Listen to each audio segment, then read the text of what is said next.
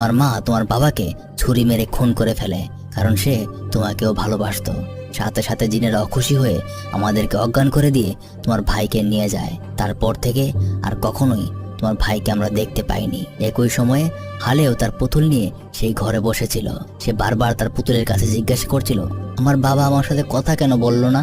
সেই পুতুলটা তাকে পুরো ঘটনা খুলে বলে।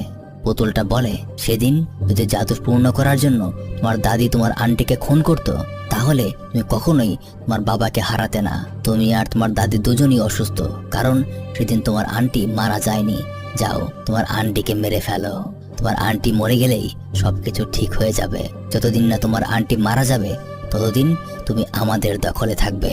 এদিকে গুলতেন আবার আজরাকে জিনের উদ্দেশ্যে বলি দেওয়ার জন্য প্রস্তুত করতে শুরু করে। আজরা শুধুমাত্র বলে, আল্লাহ তুমি আমাকে বাঁচাও, আল্লাহ আল্লাহ আমাকে তুমি বাঁচাও। এতটুকু বলেই সে অজ্ঞান হয়ে যায়।